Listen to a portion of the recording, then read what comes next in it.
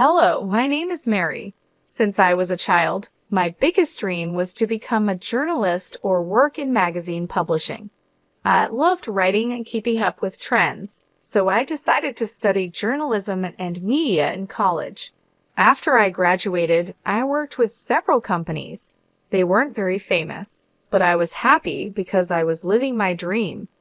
A few years after graduating, when I was around 31, I met my future husband, Jerry.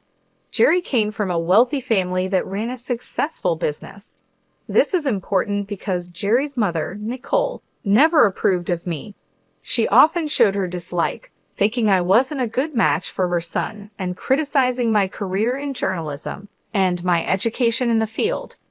At first, Nicole's negative attitude and harsh words were very hurtful. It's tough when someone constantly puts you down, but for some reason, Nicole thought it was okay to treat me like that. Thankfully, Jerry always defended me against his mother's cruel remarks. His father, Willie, also supported me, standing up for me whenever he saw Nicole's mean comments. Over time, I became more resilient to Nicole's jibes. Jerry even suggested that we should limit our interactions with her, but I didn't agree. Jerry worked in the family business with his father, and reducing contact with his mother might have made things awkward for Willie, who was genuinely kind. I didn't want to cause any strain in their family or make Jerry cut ties with his family. Through it all, we managed to stay strong. I learned the importance of patience and resilience, knowing that keeping family relationships often means dealing with tough emotions and situations. Handling Nicole became a regular part of my life because we only saw each other a couple of times a month. However, things changed a lot when her husband, Willie, had to travel overseas for work. Nicole didn't want to stay alone, so she moved in with Jerry and me until Willie came back. I had doubts about this arrangement, but believed family should come first. Living with Nicole was hard. She always found something wrong with what I did and constantly criticized me. Even though her comments were relentless, I managed to cope without taking it personally as long as she didn't cause real harm. However, my patience was tested during a particularly stressful week at work. I was leading a major redesign of a section in our magazine, a project that was crucial for both the publication and my career. Success could lead to a promotion. Nicole didn't seem to understand the importance of this project and was indifferent to the pressure I was under.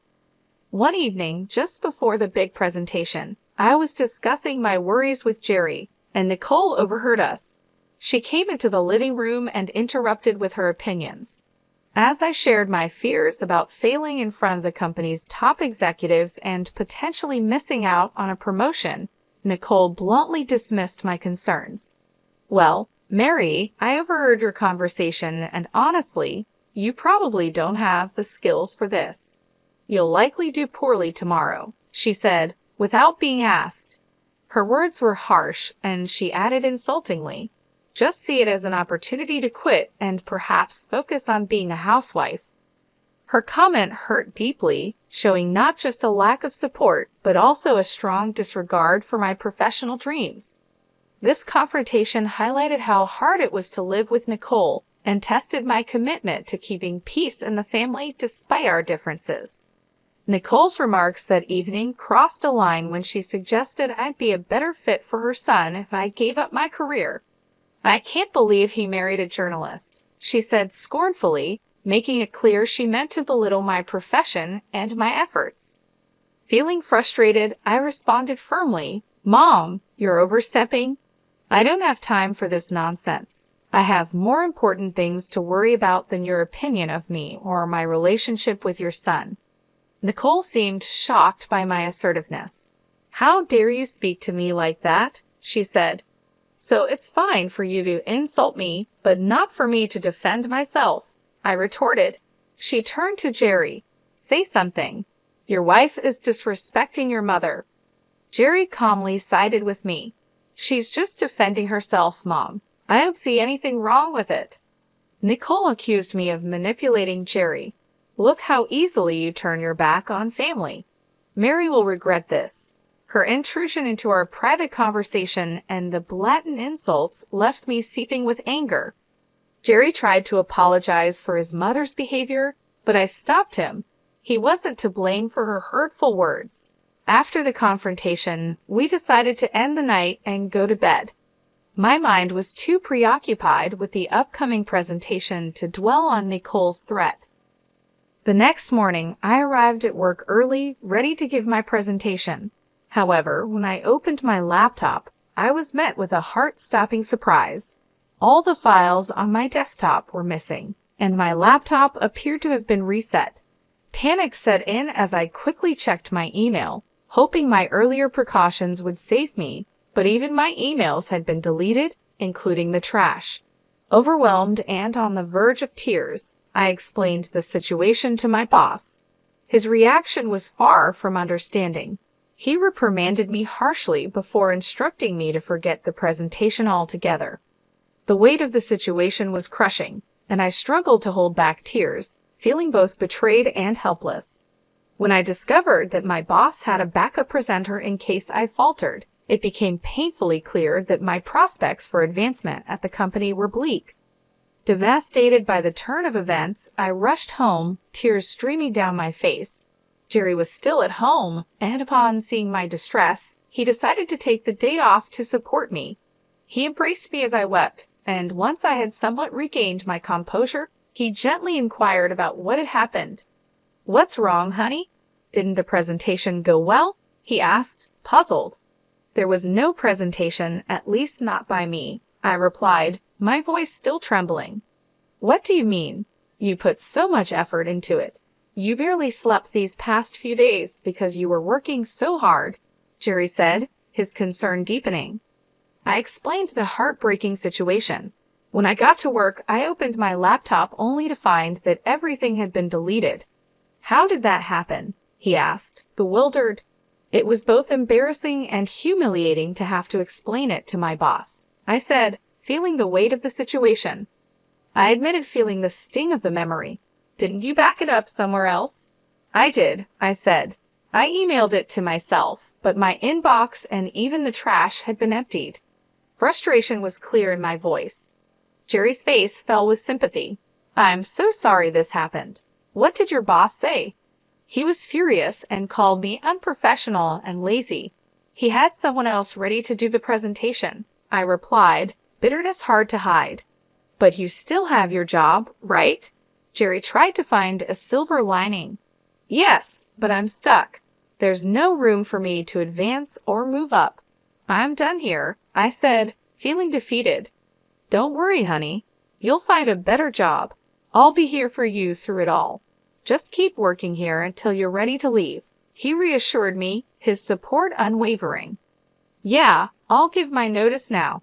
I can't believe I worked so hard for this, and just when I was close, it all slipped away," I said, the realization sinking in. The incident left me deeply affected. I took pride in my work, and to have a project fall apart so disastrously was traumatic. Though I continued to work there for another week, my heart wasn't in it anymore. I submitted my resignation, counting down the days until I could leave. Throughout this ordeal, Nicole's reaction was oddly gleeful. She once saw me in tears and made snide remarks, gloating over my misfortune. Initially, her words fueled my anger, but eventually I realized that her satisfaction with my struggles only reflected her bitterness. As I thought about Nicole's behavior, I couldn't shake the suspicion that her delight might stem from the hope that I would finally quit my job and become a housewife.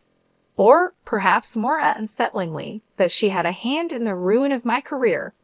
The thought that Nicole might have sabotaged my laptop haunted me, fueling a nagging intuition that she was involved in the disaster. Before approaching Jerry with such a serious accusation, I knew I needed concrete proof. Determined to catch Nicole if she was indeed sabotaging me, I devised a plan to monitor her actions discreetly. I purchased a hidden camera designed to look like a smoke detector and installed it on the office ceiling. I sensed the device with my phone, setting everything in place to capture any misdeed. The next part of my plan involved baiting Nicole into revealing her possible involvement. I made it a point to appear visibly stressed and anxious around the office, hoping to draw her attention. Jerry was still at work, unaware of the unfolding drama. As expected, Nicole took notice of my anxious pacing and couldn't resist inquiring. "What's wrong? Are you stressed about another project?" she prodded, taking a deep breath. I confided in her, playing into her curiosity. "I've been given another chance to present my work, and it could lead to a raise," I said, masking my anxiety with a hint of hope. "Oh," Nicole's interest was piqued, her tone laced with a mix of surprise and skepticism. "Yes, and I'm nervous because this is my last chance to get things right. I have to do well," I continued, watching her reaction closely. "Why aren't you telling Jerry? Is it because you're embarrassed about your job?" "No, it's not that. I just don't want to disappoint him again. Please, let's keep this between us, okay?" I pleaded, trying to gauge her response. "I'm not promising anything, but it'll be interesting to see what happens tomorrow," she replied, her words chilling. "Why do you always want me to fail?" I couldn't help but confront her. "I just think you'd be better off as a housewife. It's less embarrassing than what you're doing now," Nicole scoffed, dismissing my concerns. Frustrated and needing space to prepare, I finally said, "I don't have time for this, and I don't care what you think. Please leave me alone so I can practice my presentation before Jerry gets home." With that, Nicole left, and I was left to hope that my hidden camera would reveal the truth behind her unsettling satisfaction. Nicole's smirk as she glanced at my laptop lingered in my mind long after she had left the office. I stayed put a little while longer, finally leaving only when Jerry arrived home. Throughout dinner, Nicole's occasional smirks continued, each one sending a ripple of unease through me. Later that night, after Jerry and I had settled into our usual routine of watching a few episodes of our favorite TV series, I decided it was time to check the footage from the hidden camera I had installed in my office. As we watched, the screen showed Nicole entering the office. There was no unusual activity until around midnight. That's when Nicole stealthily entered the office. I hastily showed Jerry the live feed on my phone.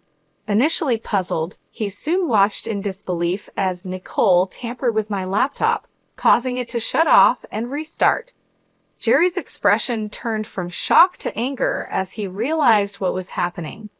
Meanwhile, the camera captured Nicole rifling through my files. Unable to contain his frustration, Jerry stormed into the office.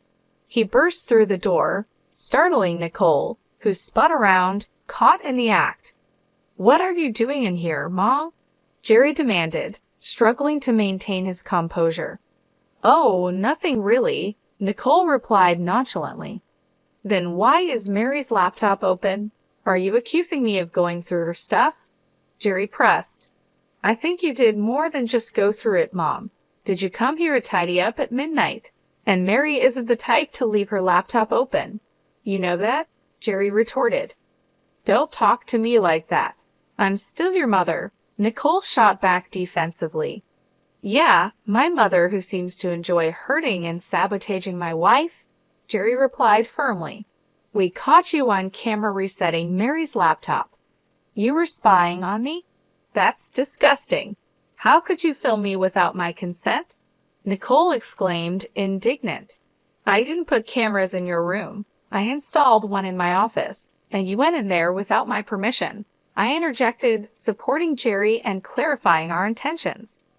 The confrontation revealed the extent of Nicole's interference and deceit, testing the limits of family loyalty and trust. Despite the wrongdoing, Jerry remained firm in his decision. "Even if it was wrong, it's nothing compared to what you've done to Mary.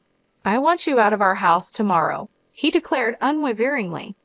Nicole protested, her voice tinged with desperation, "But I'll be all alone." "I don't care. I don't want to talk to you," Jerry replied, his mind made up. The next morning, Nicole tried to delay her departure by busying herself with breakfast preparations and washing dishes. However, Jerry was resolute. As soon as she finished, he came downstairs with her bags packed and informed her that he had ordered her an Uber. Nicole pleaded tearfully to let her stay, showing rare vulnerability, but Jerry remained indifferent and retreated to our room. Left alone with me, Nicole lashed out, accusing me of setting her up. I responded calmly yet firmly, "If anyone should be yelling, it's me. You're lucky I haven't shared the footage with your friends and family. If they knew what you did, you'd lose them all." My words silenced her. After Nicole's departure, I felt a profound sense of relief. Though still troubled by my job situation, I was confident in my ability to recover and excel. Jerry supported me wholeheartedly through it all. Once my notice period was over, I took some time off to rest and plan my next steps.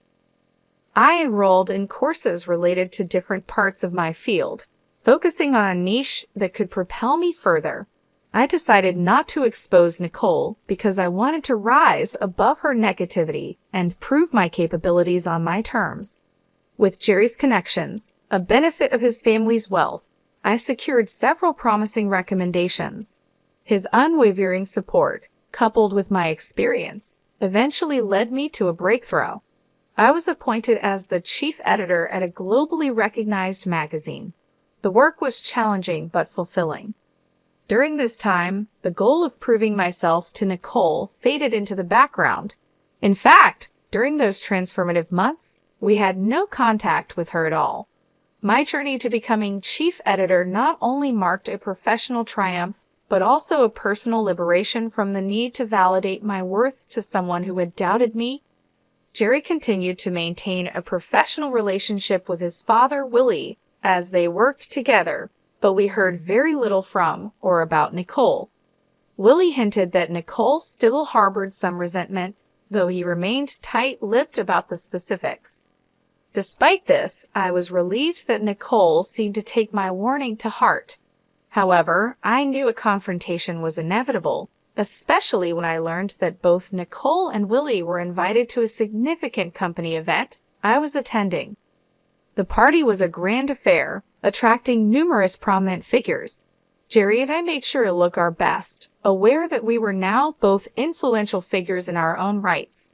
Upon our arrival, Willie and Nicole noticed us and waved us over. We approached, exchanging greetings. Nicole gave me a critical once-over and smirked. "Look at you, trying to fit in," she sneered. "Ignore her, Mary. You look lovely as always," Willie interjected kindly. "Thanks, Willie. How have you been?" I asked, trying to steer the conversation away from Nicole's snide remarks. "Yeah, how's unemployment treating you?" Nicole cut in, her tone sharp. "Wait, you're unemployed?" Willie asked, genuinely surprised.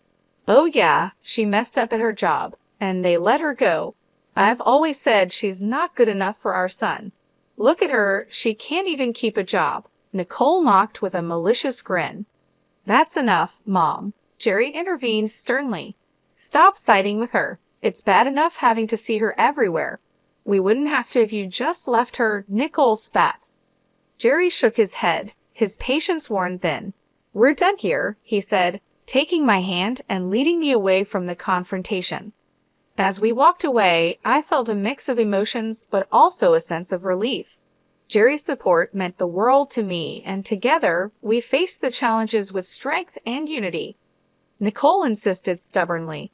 "Okay, that's enough. Either you stop talking or I'm leaving," Jerry warned, his patience thinning. "But Mary, sweetie, if you need a job, let me know. It would be great to work with you," Willie offered sincerely. "That's kind of you, Willie, but I can't accept the offer," I replied, appreciating his gesture but choosing to decline. "Of course not. I told you she's lazy and incompetent," Nicole muttered under her breath. Just then, my name was called out, and the room erupted in cheers. I turned towards the small stage where the CEO was gesturing for me to come up. Excusing myself, I left Willie and Nicole. Willie looked amused, and Nicole, for once, was at a loss for words. Nicole looked both confused and angry as the CEO began his speech, praising my contributions to the company and my innovative ideas for the magazine. The room filled with applause and cheers, and soon I was asked to give a speech. Gratefully, I acknowledged Jerry's unwavering support and my colleagues' collaborative efforts that had significantly shaped the magazine. I concluded by thanking an unnamed critic whose skepticism had unwittingly spurred me to excel. As I stepped off the stage, many congratulated me and curiously inquired about the critic, but I chose to keep that detail private. I rejoined Jerry, Willie, and Nicole at our table. Jerry embraced me warmly, his pride evident, while Willie also stood to congratulate me with a hug. Nicole, on the other hand, could only offer a cold glare. "Oh, Mary, this is incredible. I can see why you wouldn't want to work with us," Willie remarked with genuine admiration. "Thanks, Willie. Although I'll admit, if you'd offered me the job about 9 months ago, I might have taken it," I responded, reflecting on the past. "You should have.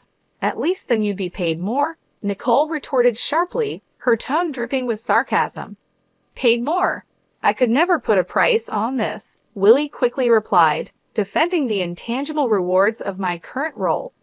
"Right, she's not worth all that money," Nicole scoffed dismissively.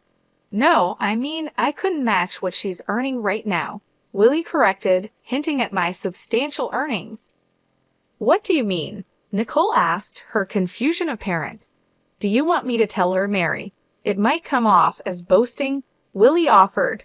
"Sure, go ahead," I said, smiling. "Nicole, Mary's salary as chief editor is well above what we could have offered. She's making more than enough and doing a fantastic job," Willie explained. Nicole's eyes widened in shock. "Oh, I see," she mumbled, her tone subdued. I smiled, feeling a sense of vindication. My hard work and determination had paid off, and now even Nicole couldn't deny it. "Say it, Willie," I offered, looking at him for permission. "Mary makes at least 5 times more than I do in her current position," Willie revealed, causing Nicole's eyes to widen. "Oh yeah, she must be making way more than Jerry or I could ever imagine," Nicole exclaimed, her tone shifting from disbelief to grudging acknowledgement. "That can't be right. You must be mistaken," Nicole insisted, still struggling to accept the reality. "He's not mistaken, Mom. I did mean it when I thanked you. You've been nothing but a bully to me, and I hope seeing me more successful than anyone in your family stings. Anyway, I have other people to talk to." "Excuse us," I said firmly, ready to move on from the negativity. "Nicole, Willie, feel free to join us anytime. Goodbye," I concluded as Jerry and I left the table, leaving a stunned Nicole behind. Willie chuckled and raised his drink to me as Jerry and I walked away, a gesture of solidarity and celebration. I had never felt more alive and validated. It was an incredible moment of triumph, and I was immensely grateful for Jerry's support throughout it all. As we made our way through the crowd, I couldn't help but reflect on the journey that had brought me to this moment. The challenges, the setbacks, and the doubts had all led to this point of success. I felt a renewed sense of purpose and confidence, knowing that I had proven myself not only to Nicole, but to everyone who had ever doubted me. Jerry and I found a quieter corner of the venue where we could enjoy the rest of the evening. He looked at me with pride in his eyes and said, "I'm so proud of you, Mary. You've worked so hard and deserve all the success you've achieved." "Thank you, Jerry. I couldn't have done it without your support. You've always believed in me, even when I doubted myself," I replied, feeling a wave of gratitude. We spent the rest of the evening mingling with colleagues and friends, celebrating my achievements. The event was a blur of congratulations, laughter, and heartfelt conversations. Each person who approached me to offer their well wishes reinforced the fact that I had truly made it. My hard work and dedication had paid off, and I was now standing on solid ground, both professionally and personally. Later that night, as we returned home, I felt an overwhelming sense of relief and accomplishment. The weight of Nicole's negativity had been lifted, and I knew that I had finally broken free from her influence. Jerry and I talked about the future, dreaming about the possibilities that lay ahead. We were both excited about the new opportunities and challenges that awaited us. In the following weeks, I settled into my new role as chief editor with renewed enthusiasm. The work was demanding, but I thrived on the challenges, knowing that I was making a significant impact. My team respected and supported me, and together we pushed the magazine to new heights. The sense of fulfillment I felt each day was unmatched, and I knew that I was exactly where I was meant to be. Nicole's absence in our lives was noticeable, but it brought a sense of peace. Jerry continued to work with his father, Willie, and their relationship remained strong. Occasionally, Willie would provide updates on Nicole, hinting that she still harbored some resentment. However, these updates were few and far between, and we chose not to dwell on them. One evening, as Jerry and I sat on our porch, enjoying the quiet moments of the day, he turned to me and said, "You know, Mary, I'm glad we stood up to Nicole. It wasn't easy, but it was necessary. You've shown incredible strength and Nicole through it all." "I couldn't agree more," I replied, smiling.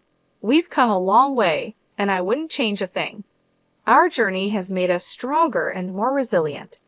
As the sun set, casting a warm glow over our home, I felt a deep sense of contentment.